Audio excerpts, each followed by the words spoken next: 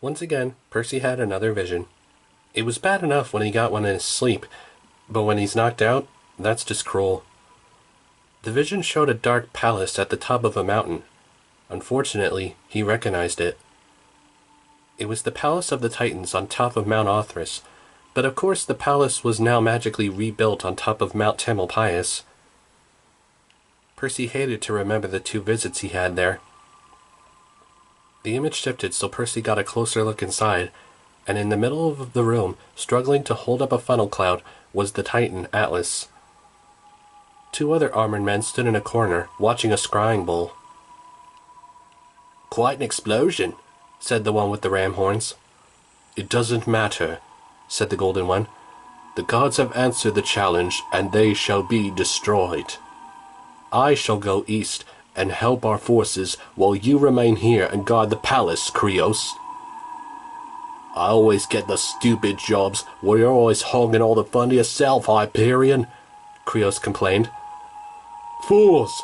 I am your greatest warrior," Atlas growled. "Take my burden so I can fight." "Quiet!" Hyperion shouted. "You had your chance, Atlas, and look where you ended up. Again. Besides, Kronos likes you where you are, and on top of all that, the Olympians can barely handle their first little challenge. They have no idea what else is in store for them. Mark my words, in a few days' time, Olympus shall be in ruins, and then we shall return here to celebrate the dawn of the 6th age." The scene changed. Percy saw Nico D'Angelo keeping his head low just outside the palace. Then he turned and looked in Percy's direction. "You see, Percy," he said, "you really think you could survive this battle without my plan?" Before Percy could reply, he was woken up by his brother Tyson. Percy woke up to find himself in an underwater room. He felt his sword had already reappeared back in his pocket as usual. Tyson told him he had been unconscious for a whole night, and Poseidon's soldiers had brought him to his palace under the sea. Also that his shirt had burned away in the explosion, and that they didn't find Beckendorf anywhere. Percy stared out the window. He always wanted to visit his dad's realm. He would have been excited if not for whatever happened to Beckendorf. Beckendorf was supposed to graduate this year. He had a girlfriend, a whole life ahead of him. Percy couldn't believe it, but he knew it. Beckendorf gave up his life to destroy the ship, and Percy abandoned him. Then from outside, a blast of green light shook the room. "What was that?" Percy asked. "Daddy will explain," Tyson answered. "Come, he's blowing up monsters."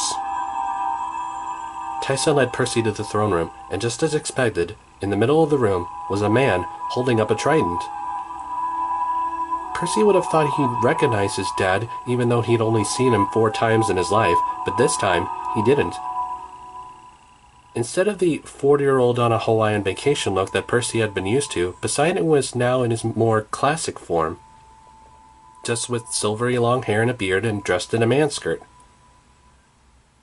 On his right was a green-skinned merman. On Poseidon's left stood a beautiful woman. Next to her was a dolphin. "Dad?" Percy asked. "Hello, Percy," Poseidon said. "You'll have to excuse my appearance. The war has been hard on me." "But you're a god," Percy said. "You can look any way you want." "I reflect the state of my realm, and right now that state is quite grim," said Poseidon. "I believe I should introduce you, Percy. This is my wife, Amphitrite, the Queen of the Sea." Amphitrite turned to Poseidon and said, "Excuse me, my lord. I am needed in the battlefield." And she swam away. Percy never really thought about it much, but he knew as an immortal his dad must have had maybe thousands of girlfriends, even before his mom was born. For Amphitrite, his existence was nothing more than a reminder for her that her husband did in fact cheat on her. That was getting a little too personal to think about. And plus, Poseidon did have plenty of other famous children with other women like Bellerophon, Pegasus, Chrysaor, Theseus. The list went on. "Yes, well, Poseidon said, "and this is my other son, Triton." "Your son and heir," the green dude said. He smiled at Percy, but there was no friendliness in his eyes. Triton turned to Poseidon and said, "I'll be at the front line, father, and don't worry, I will not fail you," and he left the room. "I'm sorry about my family's attitude, Percy," Poseidon said. "I'm afraid they're quite anxious with the war.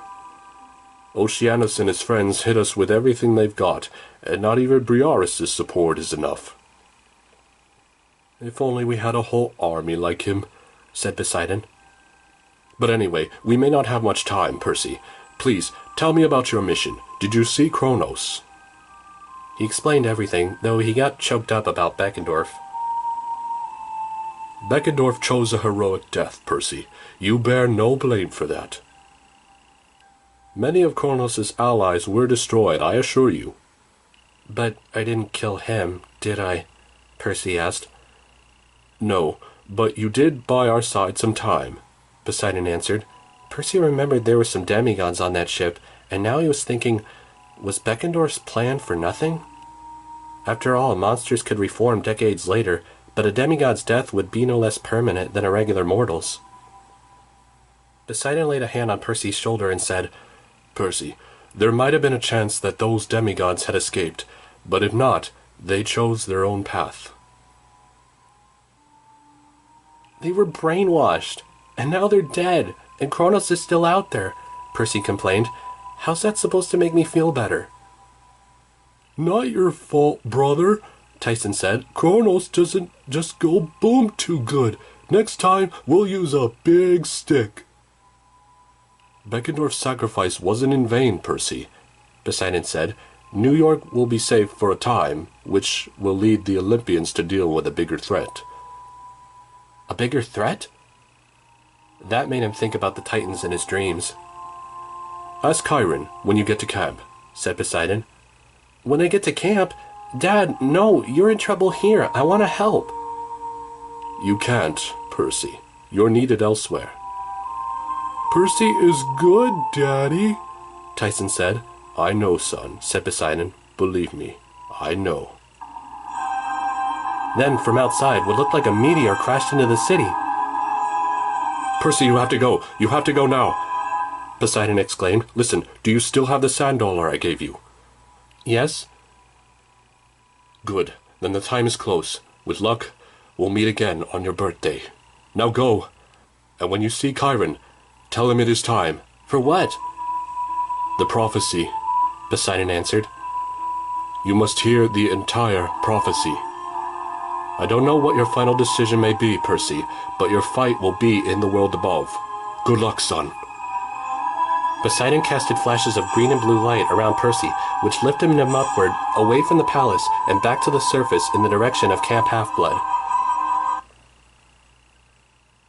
Here's a simple tip. If you want to be popular in Camp Half-Blood, don't come back with bad news.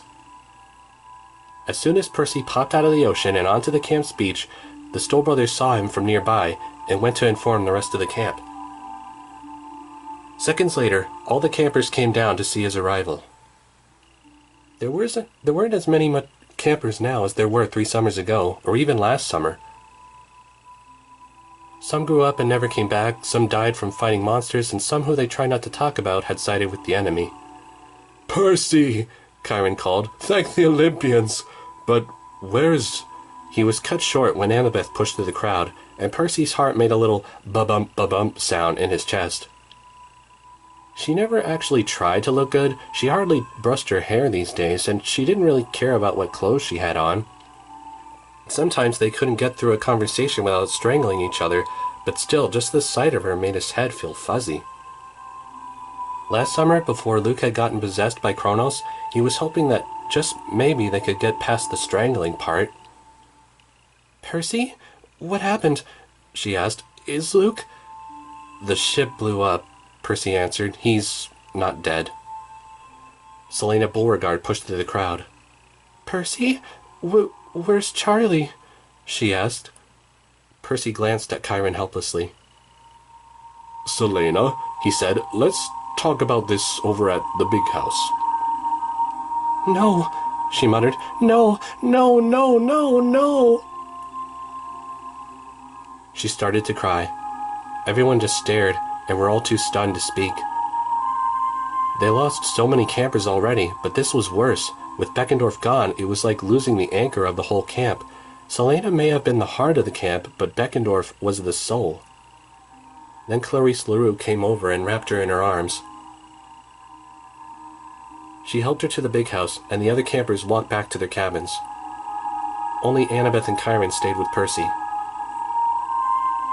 Well, I'm just glad you're not dead, Seaweed Brain, she said.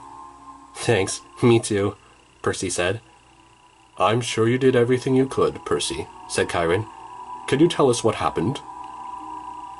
He explained everything, including his dream with the Titans, except for the part with Nico. Nico made him promise not to tell anyone.